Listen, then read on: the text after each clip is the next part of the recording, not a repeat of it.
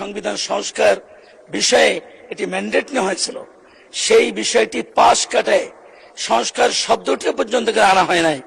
অথচ আমরা যে ম্যান্ডেট নিয়েছিলাম রেফারেন্ডামের মাধ্যমে, সেখানে পরিষ্কার লেখা ছিল আপনি কি জুলাই জাতীয় সনদ সংবিধান সংস্কার নট সংশোধন বাস্তবায়ন আদেশ, এটা নিয়ে হা বা না ভোটের যে বিধানটি ছিল, সেখানে এই জনগণ has given us to reform the constitution not for amendment. অথচ সেই বিষয়টাকে একবার এড়িয়ে যে আজকে সংশোধন তো usual process of constitution under article 142, যে বিষয়টা জন্য কোনো ম্যান্ডেটের প্রয়োজন হয় না, অথচ ম্যান্ডেট নিলাম সংস্কারে। আমরা এখানে আলোচনা করতেছি সংশোধনের, যেটা আলোচনা করে মূলত যে সুপ্রিম উইল অফ পিপল সেটাকে আজকে কবর দিয়ে, আজকে তাকে মৃত্যুর পথে ঠেলে দিয়ে আমরা যেটা স্বাভাবিক পদ্ধতি রয়েছে, আমরা গণরায়কে উপেক্ষা করে আমরা আজকে সংসদে আলোচনা করবার জন্য এখানে বিভিন্ন ভাবে প্রস্তাবনা হচ্ছে। মাননীয় স্পিকার, আমাদের বিদ্যমান সংবিধানে যে কনসেপ্ট সার্বভৌমত্বের, সেটা হচ্ছে জনগণই সার্বভৌমত্বের ক্ষমতার উৎস।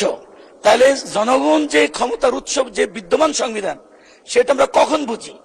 যখন দেশ বিপদে পড়ে, সংবিধান যখন একটা দেশ পরিচালনা করে ব্যর্থ হয়, অভ্যুত্থান বিপ্লব, তখন গণরায় নয়।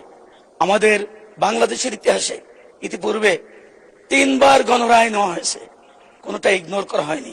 যদিও পঞ্চম সংশোধনের মাধ্যমে পরবর্তী কোন একটা সরকার এসে, পতিত সরকার, তারা এটাকে অবৈধ ঘোষণা করেছিলেন, পরবর্তী সেটাও রিভার্স হয়েছে। কিন্তু আজ দুঃখজনক ঘটনা, পৃথিবীতে যেখানেই সাংবিধানিক রাষ্ট্র ব্যবস্থার চলতে পারে না, অচল হয়ে যায়, তখনই গণরায়ের প্রশ্ন আসে। কিন্তু আমরা গণরায় এই দেশে অতীতে আমরা কোনো সময় ইগনোর হতে দেখিনি, অমান্য করতে দেখিনি। কিন্তু আজকে অতীব সত্য যে আজকে সেই গণরায়কে পর্যন্ত আজকে উপেক্ষা করা হচ্ছে।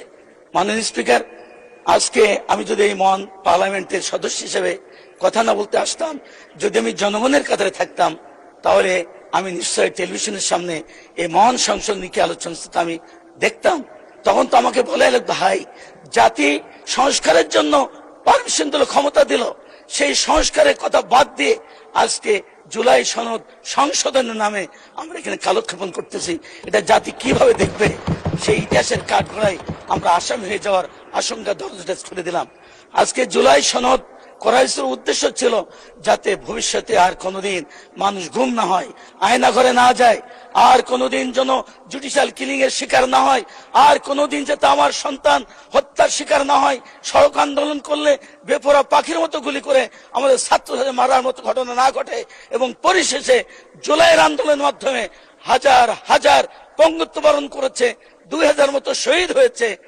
আমি যদি আজকে সংস্কার না হয়, যদি সংসদের পথে যদি আমরা জেদ ধরে পড়ে থাকি, তাহলে আবার হত্যা ফিরে আসবে, আবার আয়নাগার ফিরে আসবে, আবার জুলাই যুদ্ধ ফিরে আসবে, আবার যুদ্ধ হবে, আবার জীবন যাবে, আবার হেলিকপ্টার দিয়ে গুলি করে আমার মাসুম বাচ্চাদের হত্যা করা হবে।